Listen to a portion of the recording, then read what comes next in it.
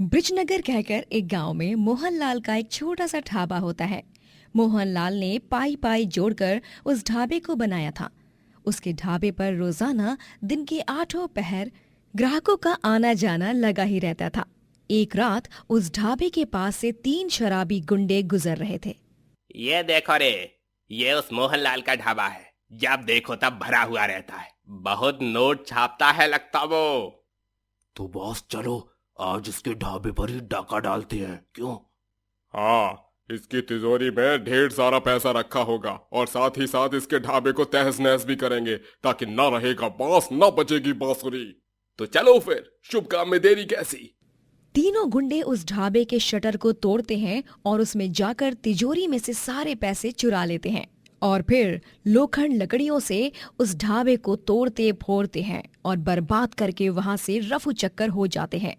अगली सुबह जब मोहनलाल अपने ढाबे की ये स्थिति देखता है तब उसका कलेजा चिर जाता है। अरे नहीं, ये क्या हो गया मेरे ढाबे को। नहीं, अब मैं क्या करूंगा, अपना परिवार कैसे चलाऊंगा, अरे सबकी देख रेख कैसे करूंगा। हे दुर्गा माँ, ये क्या अनर्थ हो गया मेरे साथ। मोहनलाल अब बहुत दुखी था। उसके सारे पैसे भी चोरी हो गए और साथ ही साथ ढाबा भी बर्बाद हो गया। जैसे तैसे वो कुछ हफ्ते गुजार लेता है, परंतु कुछ दिन बाद उसके पास 1 रुपया तक नहीं बचता और उसके परिवार के खाने के लाले पड़ जाते हैं। उसकी बीवी का नाम पूनम होता है, छोटा बेटा नकुल और बूढ़े पिताजी नरेंद्र नाथ। सुनिए जी, घर में खाने का एक निवाला तक नहीं बचा। पास के दुर्गा मंदिर में से ही प्रसाद ला दो और उसे ही खा लेते हैं। हाँ पूनम, तुम सही कह रही हो। हम भूखे रह लेंगे तो भी कोई मलाल नहीं, लेकिन हमारा नकुल भूखा प्यासा नहीं सोना चाहिए। अरे तू कौनो चिंता मत कर मुन्ना, सब वो समय की बहती धारा के साथ ठीक हो जाएगा। और तू तो इतना बड़ा पूजा पाठी है, तुहार ऊपर अगर कोनो मुसीबत के बादल मंडराए रही तो ऊ का हटाई के खातिर दुर्गा माँ जरूर आएगी। बस हिम्मत मत हार, तू तो हमारा शेर है मुन्ना। नरेंद्र नाथ तिवारी का बेटा है और का। मोहनलाल दुर्गा मंदिर से बचा हुआ प्रसाद लाता है और उसे नकुल को देता है और नकुल खाकर सो जाता है। मोहनलाल एक बहुत ही बड़ा दुर्गा भक्त होता है। वो हर सुबह 7 बजते ही दुर्गा मंदिर में जाकर पंडित जी से पहले मंदिर के पट खोलता है और पूजा करता है। उसका दुर्गा माँ पर अटूट भरोसा होता है। नवरात्र का पावन त्योहार आता है। बापू, इस साल भी हम हमारे घर में दुर्गा माँ की स्थापना करेंगे ना? हाँ बेटा, हम जरूर करेंगे दुर्गा मैया की स्थापना। तभी पूनम मोहनलाल से कहती है, लेकिन यहाँ तो गरीबी में आटा गीला है और आप ऐसे में कैसे करेंगे दुर्गा माँ की स्थापना? हाँ बताइए। हमका पता है, ये जो तुहार पति परमेश्वर है ना, ये बचपन माँ गणेश जी और दुर्गा माँ की मूर्ति बनाने वाले के पास जाके घंटों तक ऊ का निहारत रही और ऊ निहार निहार कर इन्हें भी मूर्ति बनाना सीख लिया। हाँ पूनम, बाबूजी एकदम सही कह रहे हैं। तो क्या हुआ अगर हम गरीब हो गए हैं? इस साल भी हर साल की तरह हम धूमधाम और भक्ति भाव से दुर्गा पूजा करेंगे। मैंने 2-3 दोस्तों से नौकरी की बात की है। बस दुर्गा माँ की कृपा रही तो मुझे कहीं पर नौकरी मिल जाए अच्छी सी। अब मैं फिर से तो अपना ढाबा खड़ा नहीं कर पाऊंगा, मुझे अब फिर से शून्य से शुरू करना होगा।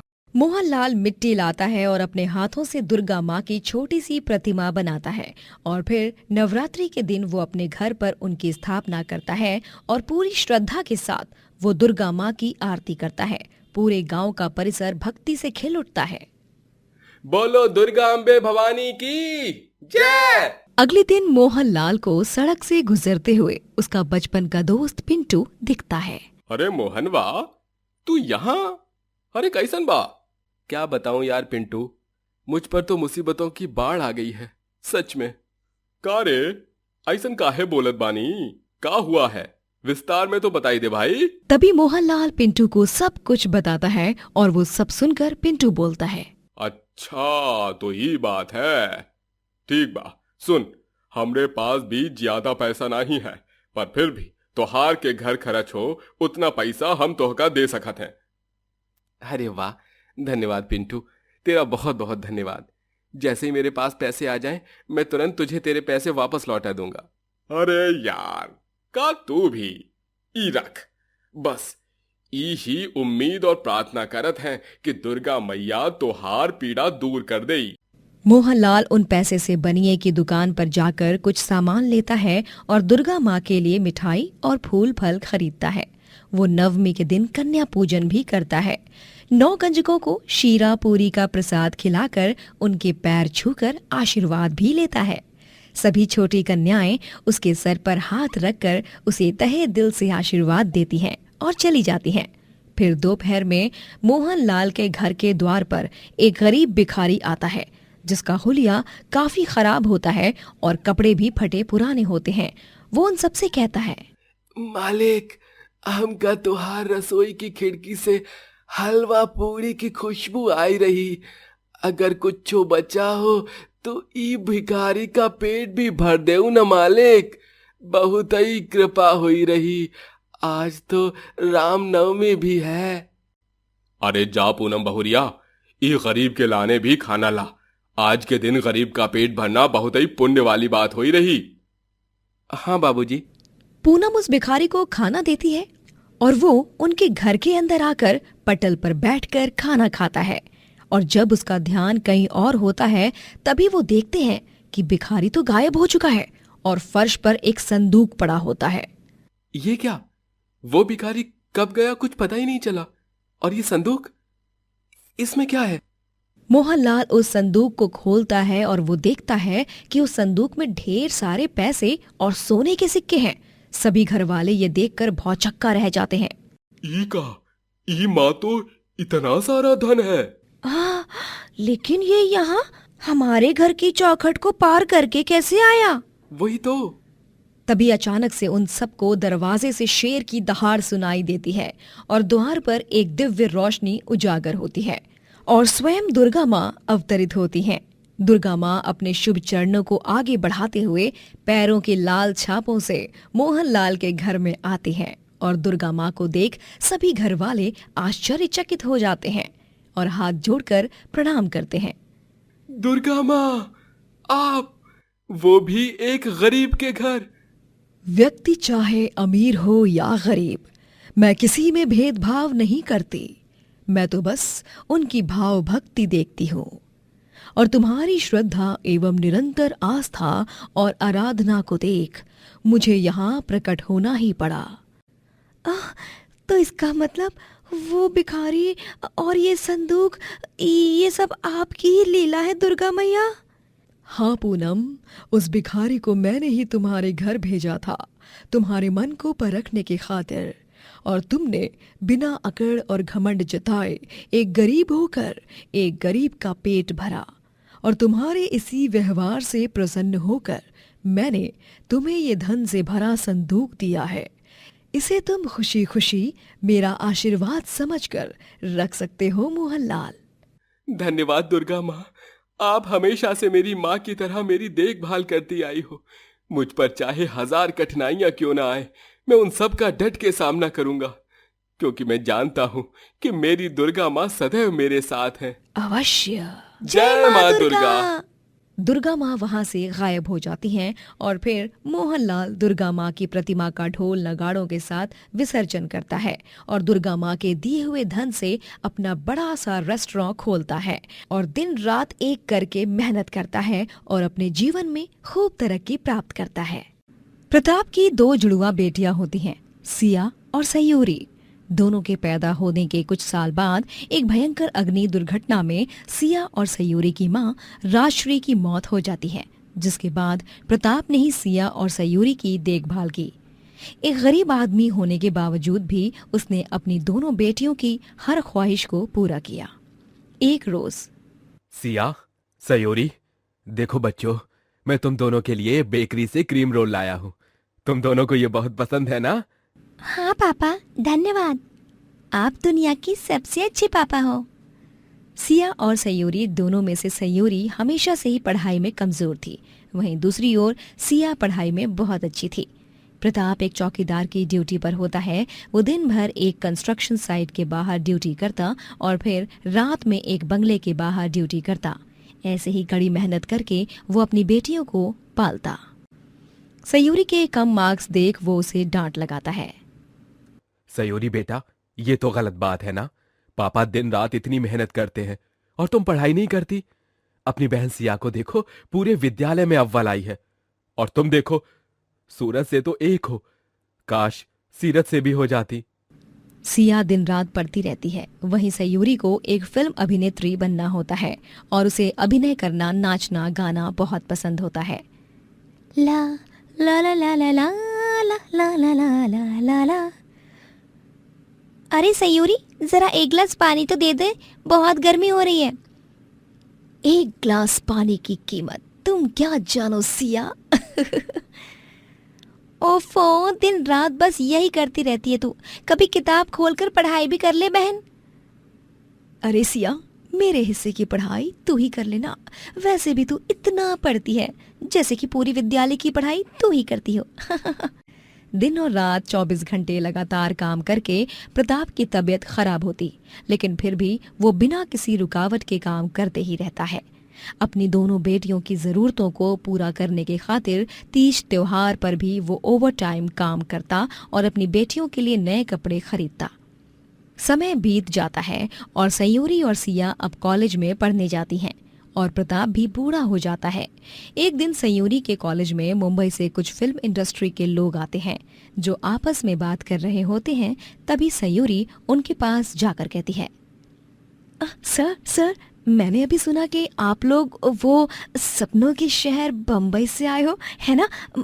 मैं भी अदाकारा बनना चाहती हूँ। एक्टिंग, नाच गाना, नाटक, ये सब मेरे रग रग में कूट कूट के भरा है। चाहिए तो आजमा के देख लीजिए, भोलेनाथ की सौगंध।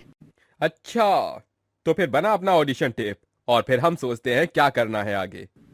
कौन सा टेप? वो क्या है ना, हमारे जीवन में हमने सिर्फ सेलो टेप के बारे में सुना है। ये ऑडी चिंता मत करो, आओ मेरे साथ चलो। वो मैडम सयूरी को एक कमरे में ले जाती है और उसे स्क्रिप्ट देकर उसका ऑडिशन लेती हैं, जिससे खुश होकर वो सभी उसे मुंबई ले जाने का फैसला करते हैं। और एक रात अपने पापा और बहन को बिना बताए सयूरी उन लोगों के साथ मुंबई चली जाती है और वहां जाकर वो उन्हें फोन करके सब बताती है। क्या मतलब बेटा, तुम्हारा दिमाग जगह पर है कि नहीं? ऐसे बिना बताए तुम निकल पड़ी। यहाँ तुम्हें हमने पूरे गांव में ढूंढा, चप्पा चप्पा छान मारा। सिया और मेरी तो जान निकले जा रही थी और तुम बेपरवाह होकर चली गई मुंबई। मैं और क्या करती पापा, मेरा बचपन से सपना था, उसी को पूरा करने के वास्ते मैं यहाँ आई हूँ। अब मुझे मेरे सपने को कैसे भी पूरा करना ही होगा और मैं आपका नाम जरूर रोशन करके रहूंगी। सॉरी पापा, अगर आपको बताती तो आप मुझे मना करते, और सिया भी। अच्छा पापा, रखती हूँ, ऑडिशन के लिए बुला रहे हैं। सयूरी फोन कॉल कट कर देती है। सयूरी, सयू, काट दिया फोन। न जाने कब सद्बुद्धि आएगी इस अकल की अंधी को। एक हफ्ते बाद सिया के कॉलेज की आखिरी परीक्षा खत्म होने के बाद प्रताप और सिया दोनों भी मुंबई के लिए निकल जाते हैं और वो सयूरी को संपर्क करने की बहुत कोशिश करते हैं, लेकिन वो उस तक नहीं पहुंच पाते। गरीब प्रताप अपनी बेटी सिया संग मुंबई की सड़कों पर सयूरी को ढूंढता है।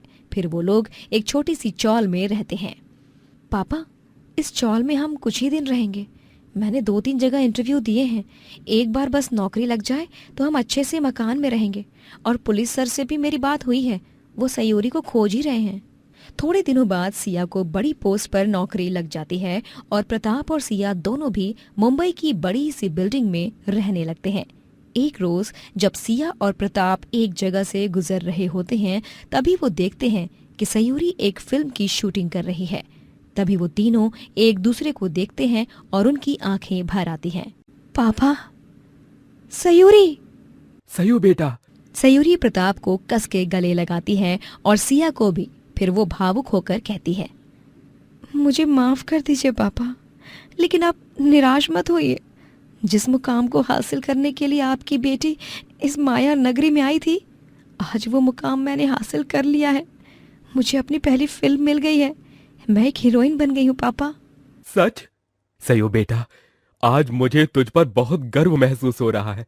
एक तरफ सिया को मुंबई की सबसे बड़ी कंपनी में नौकरी लग गई और यहाँ तूने भी आखिरकार उड़ान ले ही ली। अब तीनों का मिलन हो चुका था। तीनों एक साथ रहने लगे। सयूरी अपनी फिल्म की शूटिंग पूरी कर रही थी और सिया भी धीरे धीरे अपने जीवन में भरपूर तरक्की प्राप्त करने लगी थी।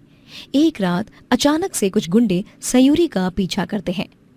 ए हीरोइन, चल चल, ज्यादा नखरा मत कर और अपन को सारा पैसा दे जो भी है तेरे पास। चल चल। कौन हो तुम लोग और क्या चाहते हो? तो दूर हो जाओ, छोड़ दो मुझे।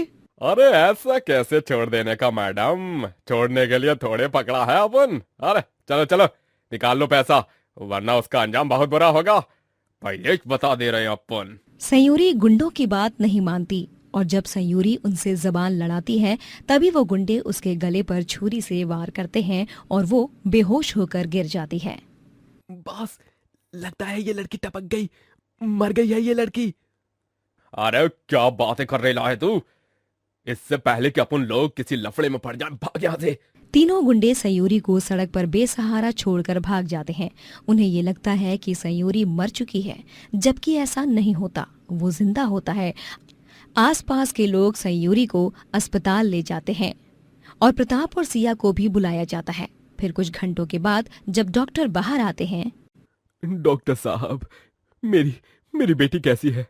वो ठीक तो है ना वो? हाँ डॉक्टर, मेरी बहन को कुछ होगा तो नहीं ना? घबराइए मत आप दोनों, सयूरी जी को कुछ नहीं हुआ है। भगवान का लाख लाख शुक्र है कि गले पे जो वार हुआ है वो बड़ी नहीं, मामूली चोट है। उन्हें होश आ चुका है, आप दोनों उनसे मिल भी सकते हैं। सिया और प्रताप सयूरी से मिलते हैं और फिर सयूरी उन्हें सब बताती है और फिर वो सब सुनकर गुस्से से सिया बोलती है, सयूरी, मैं तुझसे वादा करती हूँ कि मैं उन तीनों गुंडों को नहीं छोड़ूंगी। अब देख तेरी जुड़वा बहन क्या करती है। हमारा जुड़वा होना शायद इसी दिन के लिए लिखा गया था। सिया उन क्रूर दरिंदे गुंडों के अड्डे का पता लगाती है और फिर उनके अड्डे पर सफेद साड़ी पहनकर और हाथ में जलती हुई मोमबत्ती लेकर भूतनी के अवतार में जाती है, ताकि उन्हें लगे कि ये तो सयूरी की आत्मा है। क्यों रे दरिंदो, मुझे उस सड़क पर अकेले मरते हुए छोड़ गए? तुम्हें क्या लगा इतनी आसानी से पीछा छोड़ दूंगी मैं तुम्हारा? मैं तुम तीनों से बदला लेने आई हूँ। आई शपथ, बचाओ मम्मी। अरे बॉस, ये तो उस लड़की का भूत है, ओ अपनी तो वाटिच लग गई। अरे देवा रे देवा, बचाओ मम्मी। सिया भूतनी बनकर उन तीनों को खूब दौड़ाती है और परेशान करती है और फिर कुछ देर बाद वहां पर सयूरी, प्रताप और पुलिस ऑफिसर आते हैं। तब गुंडों को पता चलता है कि दोनों बहन जुड़वा हैं। अल्लाह, ये क्या मतलब, अपन को येड़ा बनाया? ओए ज्यादा बकवास मत कर, अब चलो तीनों के तीनों जिंदगी भर जेल में चक्की पीसना। पुलिस उन गुंडों को गिरफ्तार करके ले जाती है और सयूरी और सिया दोनों बहन एक दूसरे के गले लगती हैं।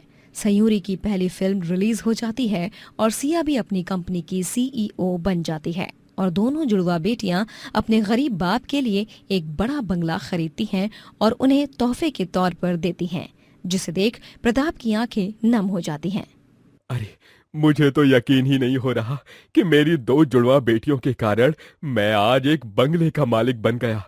कल तक बंगले का चौकीदार था मैं, लेकिन आज अपनी बेटियों के कारण मैं भी एक बंगले का मालिक बन गया। तुम दोनों पे बहुत गर्व है मुझे। तीनों एक खुशहाल जीवन व्यतीत करने लगते हैं और सिया और सयूरी दोनों जुड़वा बहनें अपनी जिंदगी में खूब तरक्की प्राप्त करते हैं। सोमनगर कहकर एक गांव था जिसमें मेवालाल नामक एक गरीब आदमी अपनी बीवी अनुपमा, बूढ़ी माँ कौशल्या और छोटे बेटे मुन्ना के साथ रहा करता था। वो लोग बहुत गरीब थे।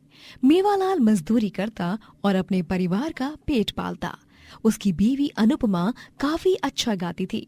उसे हमेशा से एक गायिका बनना था, लेकिन अपनी गरीबी के कारण वो अपना सपना पूरा नहीं कर पाई। गांव में एक दिन एक गाने की प्रतियोगिता होती है माता के जगराते में, और उसमें गाकर अनुपमा 50,000 रुपयों का इनाम और उपहार के तौर पर एक फ्रिज जीत जाती है। वाह, क्या कमाल गाती हो आप अनुपमा जी। वाकई में साक्षात मां सरस्वती विराजती हैं आपके गले में, यकीन मानिए।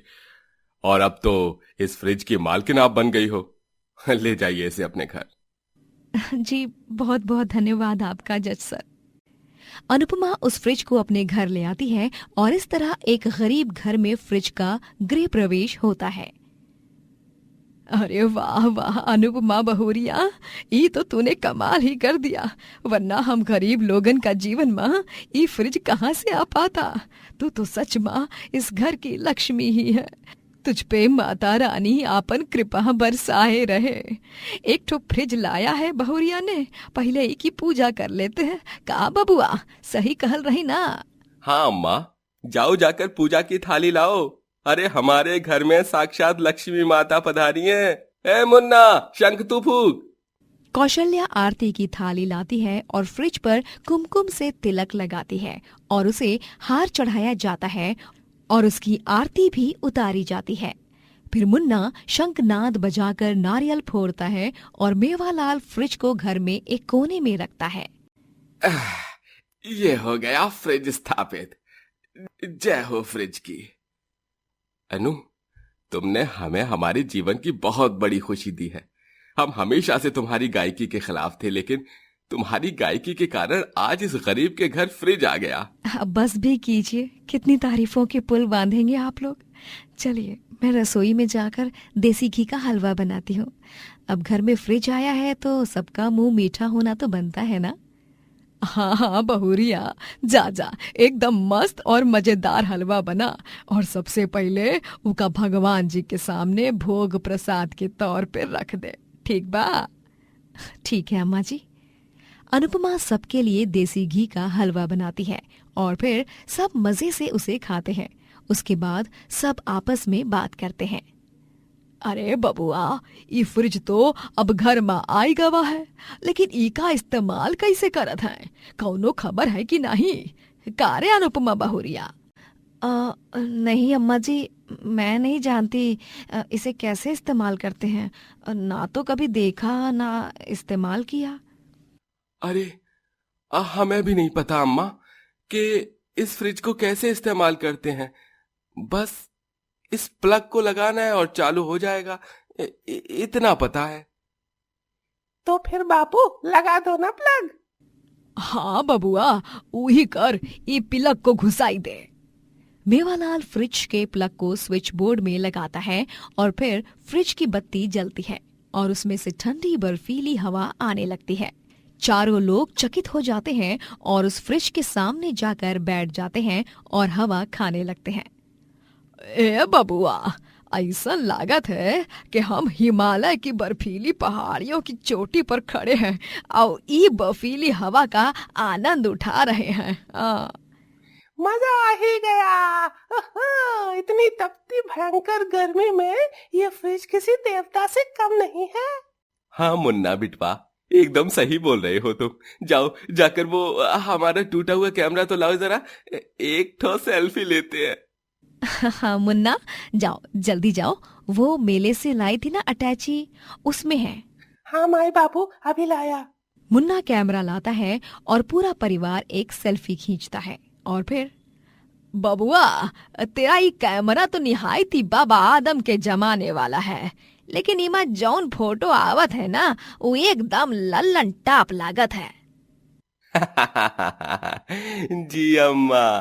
अच्छा, हम क्या कह रहे थे, वैसे भी इतनी तेज गर्म होती है रात भर, तो क्यों ना हम इस फ्रिज के दरवाजे को ही खुला रख दें, ताकि ठंडी हवा ही चलती रहेगी। क्यों अनु? हाँ मुन्ना के बापू, आप सही कह रहे हैं, ऐसा ही करते हैं। मेवालाल रात भर फ्रिज के दरवाजे को खुला ही रखता है और पूरा परिवार फ्रिज की ठंडी हवा खाते हुए सोता है। अगली सुबह, बहुत बढ़िया नींद आई। मजा आएगा वाह। हाँ, मानो सदियों बाद सोए हो, वरना गर्मी में तो बस रात में 100 बार करवटें बदलते रहते हैं। सही कह रही हो। चलो हमारा नाश्ता तैयार कर दो, आज मूली के पराठे दे दो। जी मुन्ना के बापू। अनुपमा मेवालाल को नाश्ता देती है और फिर नाश्ते के बाद मुन्ना रोते हुए आता है और बोलता है, अम्मा, माए, बापू, ये देखो ना, मेरी अलमारी में मेरे कपड़ों को चूहे ने काट दिया। अलमारी में कपड़े रखने ही नहीं चाहिए। अरे रे, एक काम कर बिटवा, तू अपने सारे कपड़े हमारी अलमारी में रख दे।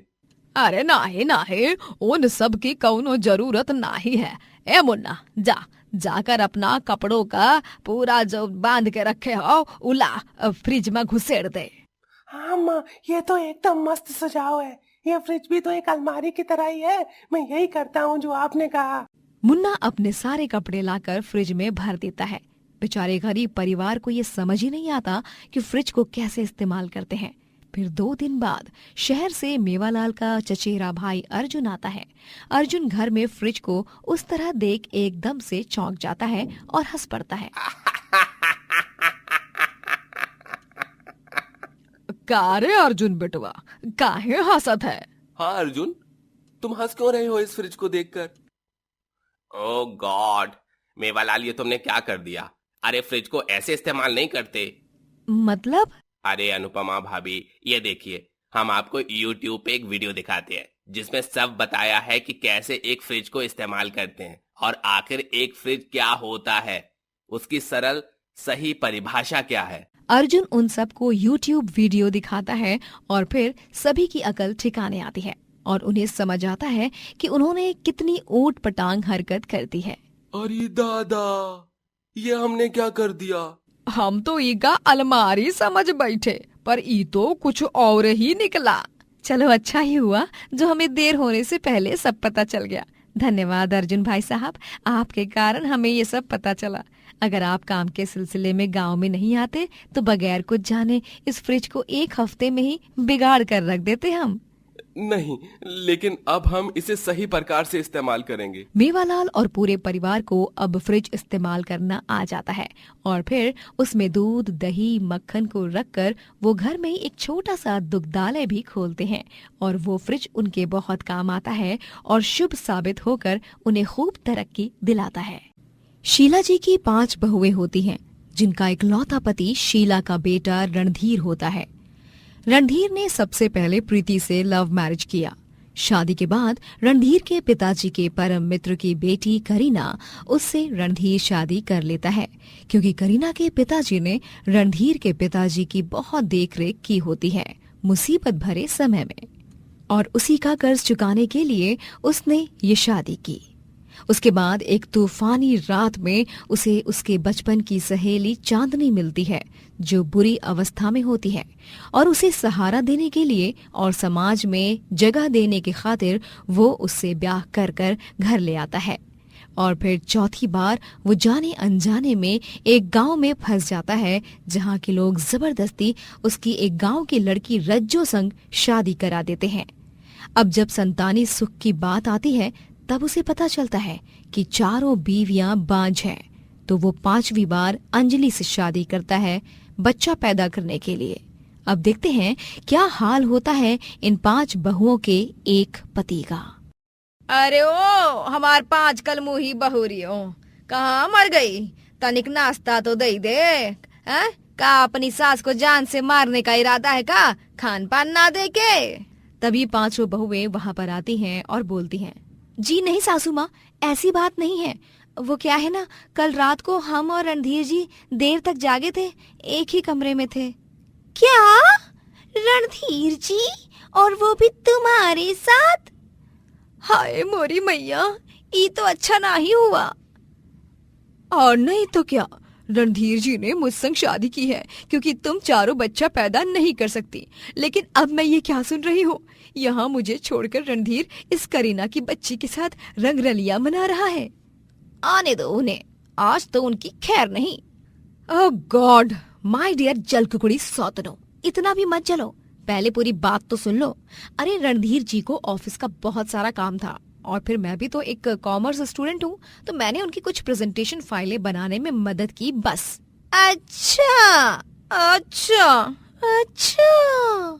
अरे नासपीटियों कलमुहियों, तुम लोगन को अपन पिया संग रंगरलिया मनाने की दिलचस्पी पड़ी है, और यहाँ पे तुम लोगन की सास भूख के मारे मर जा रही है। उनकी तो कौनों को फिकर ही नहीं है। निर्दयी बहुए, कौनो फायदा नहीं हमारी 5 बहुए होकर भी। हाँ। शांत हो जाओ माँ जी, मैं अभी आपके लिए चाय बनाती हूँ। प्रीति और करीना, तुम दोनों पराठे बनाओ, और रज्जो और चांदनी, तुम दोनों मेज साफ कर दो और बर्तन समेट दो। पांचों बहुएं नाश्ता बनाने में लग जाती हैं। फिर रात में जब रणधीर ऑफिस से घर आता है तभी रणधीर, और रणधीर, तुम्हारी और मेरी शादी की सालगिरह आ रही है। चलो ना, इसी बहाने किसी ट्रिप पर जाते हैं जहाँ सिर्फ मैं और तुम रहेंगे। हाय मोरी मैया, ओए अंजलि करमजली, खिसक तो। हाँ, आई बड़ी रणधीर जी, आप ना हमरे साथ चलिए। हम ना मेले में जाके सैर करेंगे। वो बुढ़िया के बाल, आलू की जलेबी, गोल गप्पे और पता नहीं का खाएंगे। मजा आ जाएगा।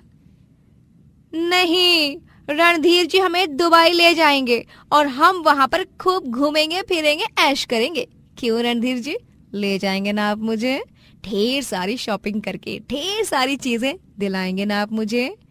ना, रणधीर मेरे बचपन का दोस्त है। हम दो सबसे पहले जाएंगे और वो भी अकेले घूमने। हाँ, और मैं क्या करूंगी? रणधीर जी, तुम चारों के पति और मेरे भाई हैं क्या? रणधीर जी ने सबसे पहले मुझसे सच्चा प्यार किया, मुझसे शादी की, तो इसका मतलब उन पर सबसे ज्यादा मेरा हक है। हाँ। अरे बस, तुम पांचों का मुंह नहीं दुखता क्या इतनी बक बक करके? अरे पति थका हारा घर आया है, ऐसा नहीं कि उसे एक गिलास पानी दे दो। आते ही अपनी अपनी हनीमून की प्लानिंग शुरू कर दी। ओह सॉरी रणधीर जी, एक ग्लास क्या, आप 100 ग्लास पानी पीजिए, लेकिन हमको दुबई जरूर ले जाइए। पांचों बीवियां इसी तरह रणधीर को परेशान करती रहती हैं और बस उससे शॉपिंग करा के उसकी जेब खाली करती रहती हैं। शीला अब अपनी पांचों बहुओं के प्रति और भी कठोर हो जाती है और उनसे खूब काम करवाती है, जिससे परेशान होकर वो पांचों बीमार होने का ढोंग करती हैं और कुछ काम नहीं करती। देख ला लल्ला, तोहरी पांचों लुगाइयां कैसे बिस्तर पर पकड़कर बैठ गई हैं और सारा काम हमरे गले में बांध दिया है, कौन फांसी का फंदे की तरह। ये पांचों संग शादी करने से अच्छा तो कुंवारा ही रह जाता, वही अच्छा होता। हमरे तो भाग ही फूटे हैं, क्या करें? माँ, अब हम और कर भी क्या सकते हैं? हमारे भी नाक में दम कर रखा है उन पांचों ने। फंस गए हैं ये 35 फेरे लेकर। 35 फेरे? हमारा मतलब 5 मेहरारू है ना, तो पांचों संग 7 फेरे लिए तो उका गणित 35 फेरे। हम तोहरा के लाख समझाए रहे, लेकिन तोहरे ही अंदर पता नहीं कौन ज्वालामुखी खा लावा बह रहा था। रणधीर भी अपनी बीवियों से परेशान हो चुका था और उसकी माँ शीला भी अपनी पांचों बहुओं से परेशान हो चुकी थी। करवा चौथ का पावन पर्व आता है।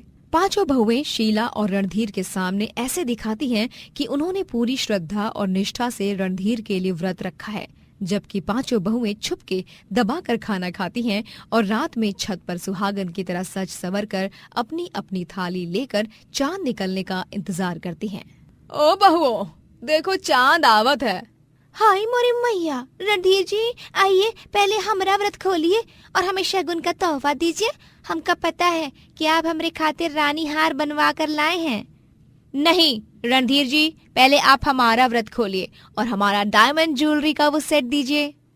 नहीं रणधीर जी, पहले आप मेरा व्रत तोड़िए और मुझे तोहफा दीजिए। रणधीर, तुम्हें तो पता है मैं तुमसे कितना प्यार करती हूँ और माँ जी की भी देखभाल करती हूँ, तो तुम पहले मेरा व्रत खोलो, आओ, वरना फिर चांद बादलों में छुप जाएगा। जल्दी आओ और मेरा तोहफा भी दे दो मुझे पता है कुछ एक्सपेंसिव ही लाए हो। ओ अंजलि करमजली, तो हार मतलब का है कि हम लोगन रणधीर जी से नफरत करत हैं और सासू माई पर अत्याचार। हाँ? तुम पांचों ने मेरी लंबी उम्र के लिए व्रत रखा है या अपने तोहफों के लिए? हाँ। रणधीर और शीला एक मिठाई बर्फी खाते हैं और खाने के बाद दोनों चक्कर खाकर गिर जाते हैं और जब अगली सुबह उठते हैं तो देखते हैं कि पांचों बीवियों ने पूरी तिजोरी खाली की है और उन्होंने रणधीर को लूट लिया है और भाग गई हैं। अरे नहीं, ये क्या हो गया मेरे साथ? मेरी पांचों बीवियां मुझे कंगाल करके चली गई। अब तो मैं न घर का रहा न घाट का। और कर 50 शादियां। हाँ, कल मुहा कहीं का। अब बैठ यहाँ पे रोते और पछताते हुए। मनमोहन और उमा दोनों ही फतेहपुर में अपने छोटे बेटे ऋषि संग रहते थे। मनमोहन अपने पैरों से अपाहिज था, जिसके चलते वो घर पर ही रहता और चल फिर नहीं पाता और सारी जिम्मेदारियां उमा के कंधों पर आ गई थीं। उमा दूसरे लोगों के घर में जाकर खाना पकाती और अपना और अपने पति और बेटे का पेट पालती। मनमोहन जी, ये लीजिए खाना। मनमोहन बस व्हील चेयर पर ही बैठा रहता और वो अपने पैरों पर खड़ा भी नहीं हो पाता। उमा, मुझे माफ कर दो। पता नहीं उस रात क्या हुआ और मेरा एक्सीडेंट हुआ। मैंने अपने पैरों को खो दिया और अपाहिज हो गया, और मेरी वजह से तुम्हें इतना सहना पड़ता है, इतनी मेहनत करनी पड़ती है। इतनी मेहनत करती हो तुम, और मैं बस इस व्हील चेयर पर ही पड़ा रहता हूँ। ऐसा मत कहिए, आप अपाहिज हो गए, इसमें आपकी क्या गलती है? आपने जानबूझ के थोड़े ना ये सब किया है। भले ही डॉक्टर बाबू ने कहा है कि आप शायद ही कभी अपने पैरों पर खड़े हो पाएंगे, लेकिन मुझे अपने भगवान पर और हमारे पवित्र प्यार पर पूरा भरोसा है कि आप एक न एक दिन जरूर ठीक हो जाएंगे। उमा और मनमोहन दोनों ही एक दूसरे से बहुत प्यार करते थे और उनका प्यार ही उन दोनों की ताकत भी था। उमा को तकलीफ ना हो, इसीलिए मनमोहन रोज सुबह जल्दी उठकर ऋषि को तैयार करता, उसके बाल बनाता, उसका टिफिन पैक करता और उसको पढ़ाई भी करवाता। कभी कभी व्हील चेयर पर बैठकर ही घर की अलमारी या कोना साफ कर देता। उमा 3 जगह पर खाना बनाने जाती और तीनों ही मालकिनें बहुत क्रूर होती हैं। अरे ओ हीरोइन, अच्छे से कूटना मसाले को, तेरे हाथ छिल जाएंगे, इसका डर है क्या तुझे? क्यों? किसको दिखाने हैं तेरे हाथ तुझे? डेट पे जाना है क्या, बेवकूफ कहीं की? हाँ। नहीं नहीं मालकिन साहिबा, नहीं नहीं। हाँ, वैसे भी तुझे तो बस अपने उस अपाहिज पति से ही प्यार है। चल चल, मेरे पति को ऑफिस से आते ही भूख लग जाती है, जल्दी से खाना बना दे, समझी? मालकिन के मुंह से अपने पति के बारे में ऐसी बात सुनकर उमा को बहुत बुरा लगता है। उसकी आंखों से आंसुओं की धारा बहती है, प्यास काटने से नहीं, उसके दिल पर ठेस पहुंचने की वजह से। करवा चौथ का पर्व आता है और उमा भी मनमोहन के लिए व्रत रखती है। उमा, ये व्रत मत रखो। तुम्हें आज व्रत के दिन भी बाकी घरों में रसोई पकानी है, तुम्हें चक्कर आ जाएंगे। और रही बात मेरी लंबी उम्र की, तो तुम रोज सुबह शाम मंदिर में दीप जलाकर मेरी लंबी उम्र की कामना करती हो भगवान से, तो ये व्रत तो... नहीं मनमोहन जी, मैं आपकी अर्धांगिनी हूँ और मैं हमेशा की तरह इस साल भी आपके लिए करवा चौथ का व्रत रखूंगी। देखिए, करवा माता इस सुहागन की मांग को जरूर स्वीकार करेंगे और मेरे सुहाग को ठीक कर देंगी। माँ, आप फिर भी अपना ख्याल रखना, रात में हम तीनों भी छत पर जाएंगे, जल्दी आना। हाँ बेटा। उमा करवा चौथ के दिन भी तीनों मालकिनों के घर में जाकर रसोई में खाना पकाती है। पहली जगह के काम पर तो वो बिल्कुल सही से काम कर लेती है, दूसरी जगह भी वो सही होती है, लेकिन तीसरी जगह काम करते करते उसकी हालत खराब होने लगती है। ओ मैडम, कछुए की तरह काम मत कर, मशीन की तरह हाथ चला।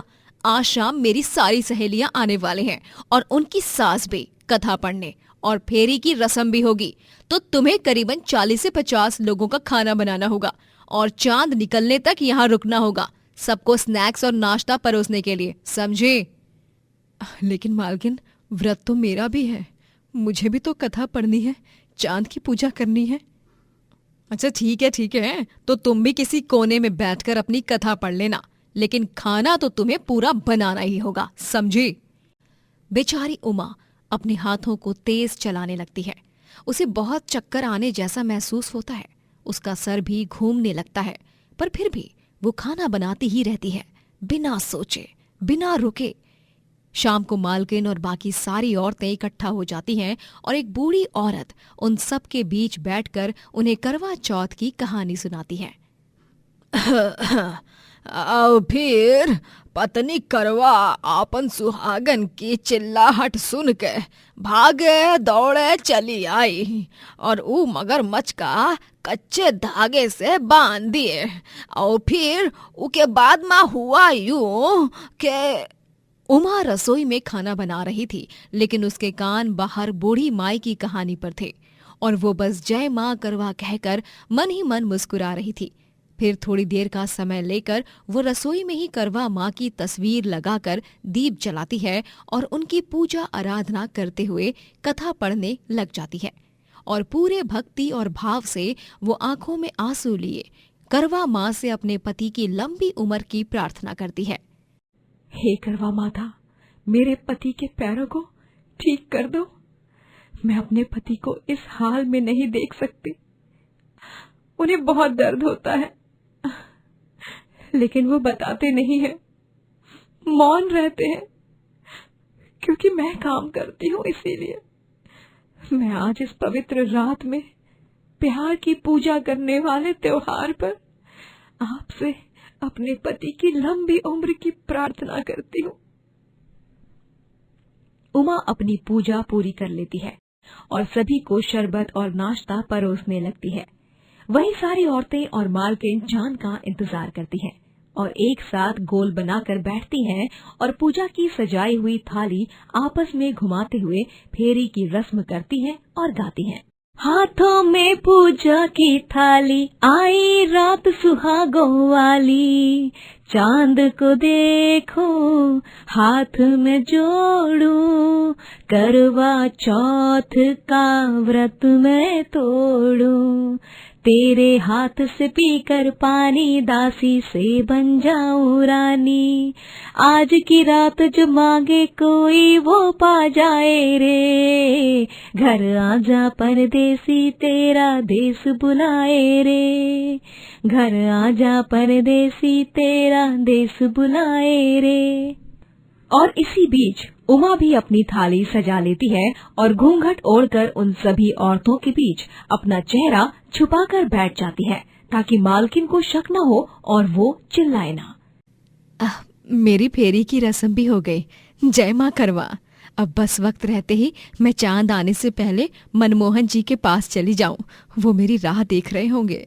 उमा अपनी फेरी की रस्म भी पूरी कर लेती है और फिर अपना सारा काम निपटा कर वो जल्दी से हाथ रिक्शा में बैठती है और अपने घर जाती है।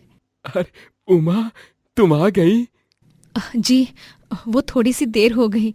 अच्छा सुनिए, ये कुर्ता आप देख लीजिए, मैंने आपके लिए बाजार से लिया था। लेकिन उमा, इसकी क्या जरूरत थी? सुहागन श्रृंगार करेगी तो उसका सुहाग क्यों नहीं? ऋषि, पापा की मदद करो, तब तक मैं भी तैयार हो जाती हूँ।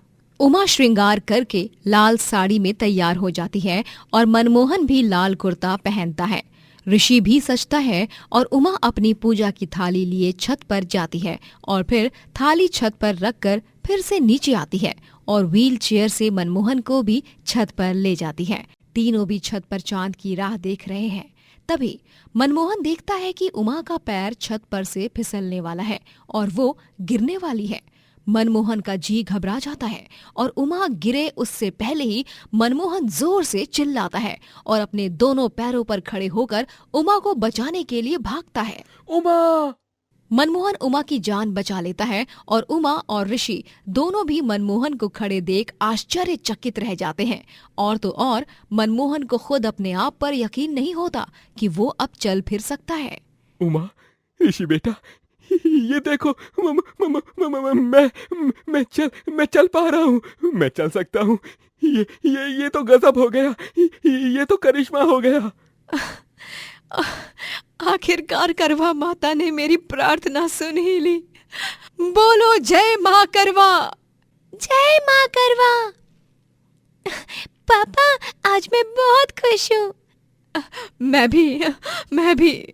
उमा, तुम्हारा व्रत सफल हो गया। धन्यवाद उमा, अगर तुम ना होती तो न जाने मेरा क्या होता। गगनलाल एक गरीब फल बेचने वाला था जो अपनी बीवी चंदा और छोटी बेटी वेदिका के साथ रहता था। वो दिन के 12 घंटे खड़े रहकर गली गली जाकर फल बेचता और पैसे कमाता। फल ले लो, फल ताजा ताजा ताजा बगीचे से लाए हुए फल। अरे भैया, क्वालिटी ऐसी कि बस बीमार को भी मिनटों में तंदुरुस्त बना दे। फल ले लो, फल ले लो, फल। अरे 1 दर्जन सेब और 1 बड़ा तरबूज देना। अच्छे है ना, या सबको उल्लू बना रहा है? अरे क्या दादा, आप भी बेशक ताजा है। अरे ओ गगनवा, तनिक 2 दर्जन संतरे दे दो बिटवा। तुहार फल बहुत ही बढ़िया और स्वादिष्ट होवत है। कौनो जादू वादू छुपा के रखे हो काई माँ? अरे नहीं काका, कोई भी काम अगर सच्चे मन से और नेक दिल से करो ना तो उसका फल अवश्य मीठा और फायदेमंद होता है, समझे? अच्छा ऐसन बा? गगनलाल अपनी बेटी वेदिका से बहुत प्यार करता। वो उसके लिए रोज शाम को घर लौटते हुए कुछ न कुछ खाने को लाता था। पापा, आज क्या लाए हो आप मेरे लिए? आज पापा अपनी राजकुमारी के लिए लाए हैं उसकी मनपसंद इमली, और स्टेशन की बेकरी से ये चॉकलेट वाली पेस्ट्री भी लाए हैं। ये क्या जी आप भी रोज इसके लिए कुछ न कुछ लाते हैं। अरे उन पैसों को अगर सहेज कर रखेंगे तो इसी के भविष्य के लिए काम आ सकते हैं, पता है ना आपको? अरे चंदा, क्यों इतना तिलमिला रही हो? अरे हमारी इकलौती संतान है और ये थोड़ी ना हमारे साथ जीवन भर रहने वाली है। एक दिन तो इसे भी किसी और घर जाना ही होगा, इसके बाबुल के घर, जहां इसकी जिंदगी की नई शुरुआत होगी। तब तक के लिए मुझसे प्यार दिया जाता है तो देने दो ना चंदा।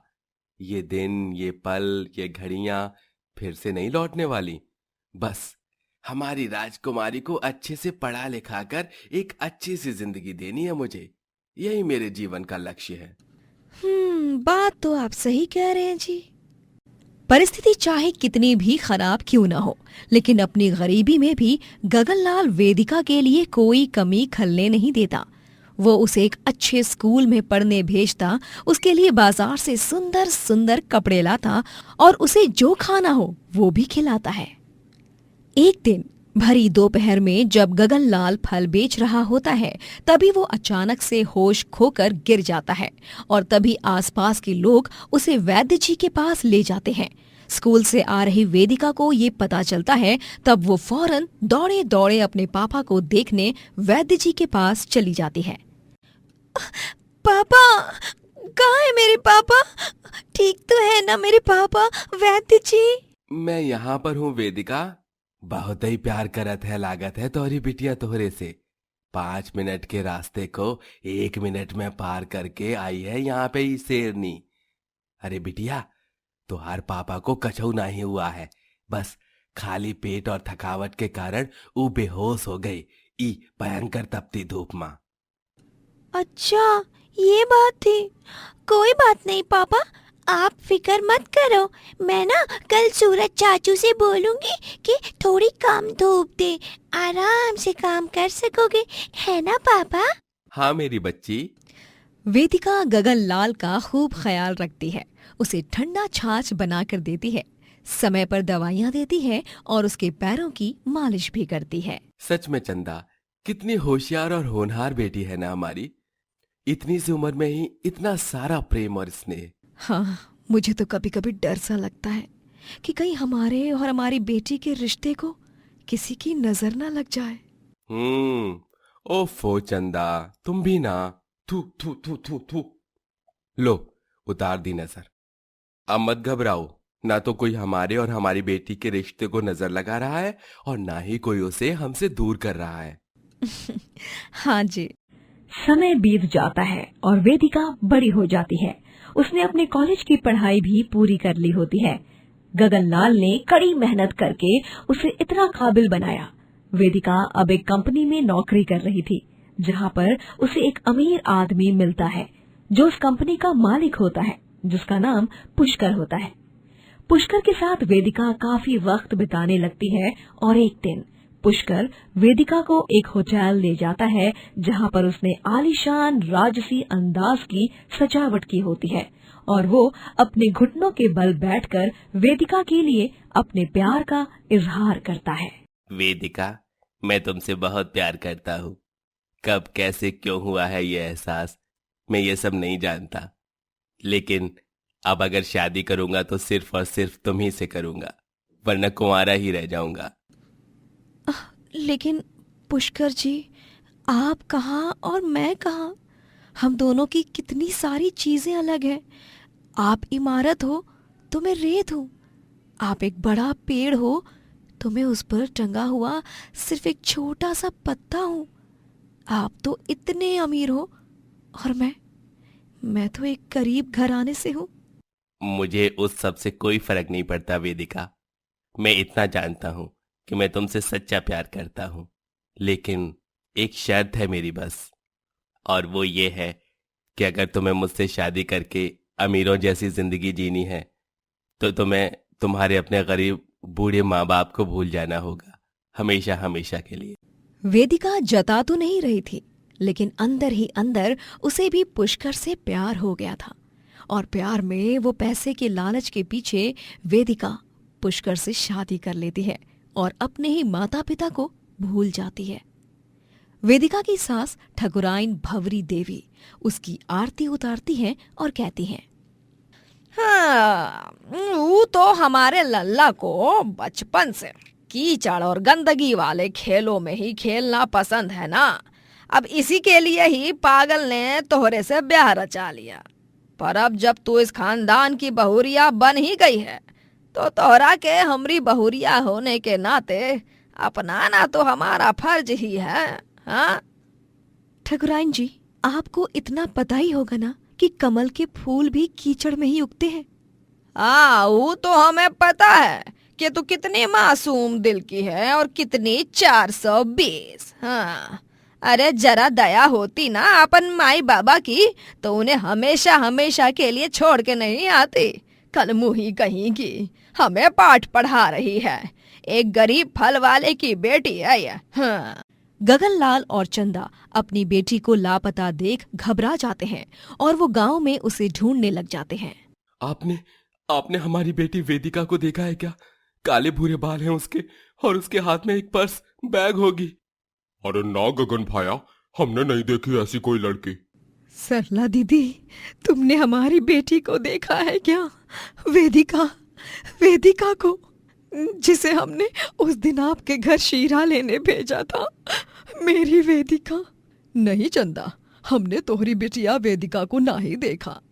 गगनलाल और चंदा वेदिका को घंटों तक ढूंढते ही रहते हैं। भाई तुमने हमारी बेटी को देखा है क्या? वो आज सुबह से गायब है, पता नहीं कहाँ चली गई। अरे काका, कौन सी दुनिया में हो आप? अरे आपकी बेटी वेदिका ने वो ठकुराइन के बेटे पुष्कर के साथ शादी कर ली। क्या? ऐसे कैसे हो सकता है? वेदिका! गगनलाल और चंदा दोनों भी वेदिका से मिलने ठकुराइन की हवेली जाते हैं और वहां जाने पर वेदिका अपने माँ बाप से बहुत बुरी तरह पेश आती है। सुना नहीं आपने? मैंने कहा निकलिए यहाँ से। आपको सुनाई नहीं दे रहा क्या? कानपुर में हड़ताल चल रही है क्या आपके? वेदिका, बिटिया, ये तुम कैसी बातें कर रही हो बिटिया? हम तुम्हारे माँ बाप हैं बेटा। हाँ वेदिका, तूने अपने जीवन का इतना बड़ा फैसला ले लिया और हमें बताया भी नहीं। हाँ तो मैं अब अपने पैरों पर खड़ी हो चुकी हूँ, कोई दूध पीती बच्ची नहीं रही। अब मैं इस ठाकुर खानदान की इकलौती बहू हूँ और मैं इस गांव पर राज करूंगी। और आप दोनों अभी के अभी उल्टे पांव लौट जाइए अपनी झोपड़ी में। हाँ, सिक्योरिटी, इन्हें धक्के मारकर बाहर निकालो। ये तो क्या बोल रही है बेटा? सिक्योरिटी गार्ड्स वहां आते हैं और गगनलाल और चंदा को वहां से धक्के मारकर बाहर निकालते हैं। वेदिका में एक अलग सी अकड़, गुरूर और घमंड आ गया था। वेदिका और पुष्कर एक खुशी भरा जीवन व्यतीत कर रहे होते हैं। फिर एक दिन अचानक पुष्कर घर में नई दुल्हन लाता है और दोनों के गले में वरमाला होती है। ये दृश्य देख वेदिका के पैरों तले जमीन खिसक जाती है। ये क्या पुष्कर जी, ये सब क्या है? मैंने दूसरी शादी कर ली है क्योंकि मेरा तुमसे मन भर गया है। तुम गरीब घराने की हो, मुझे लगा तुम में कुछ बात होगी, लेकिन तुम तो एकदम अलग निकली, मेरी पसंद से बाहर। तुम अब अपना बोरिया बिस्तरा उठाओ और चलती बनो। क्या मतलब आपका? आपको अंदाजा भी है कि आप क्या बोल रहे हैं? मेरी दुनिया उजाड़ दिया आपने पुष्कर जी। आपके लिए मैंने अपने माँ बाप तक को छोड़ दिया और आपने मेरे साथ इतना बड़ा धोखा। अरे चलो चलो, दफा हो जाओ यहाँ से। पुष्कर वेदिका को घर से बाहर निकाल देता है और फिर वेदिका रोती रोती अपने माँ और पापा के पास चली जाती है, जहाँ गगनलाल और चंदा भी रोने लगते हैं और उसे अपने सीने से लगा लेते हैं। मैं जानती हूँ कि मैंने जो बदसलूकी की उसके बाद मैं तो माफी क्या, कुछ भी नहीं मांग सकती आपसे। लेकिन पापा, आज मैंने जान लिया, मेरी आंखें खुल गई और मैं ये सीना तान के कह सकती हूँ कि मैं एक गरीब बाप की बेटी हूँ और मुझे इसमें कोई शर्म नहीं है। मुझे माफ कर दीजिए माँ पापा, माफ कर दीजिए। बेटा, बेटा बस, बस। ना बेटा ना, ना ना, रोते नहीं बेटा। गगनलाल और चंदा वेदिका को माफ कर देते हैं और वेदिका को उसके इस कर्म की बड़ी ठोकर मिलती है, जिससे सीखकर वो सब कुछ भुलाकर एक नई शुरुआत में और काम करने लगती है और अपने गरीब बाप और माँ का नाम भी रोशन करती है।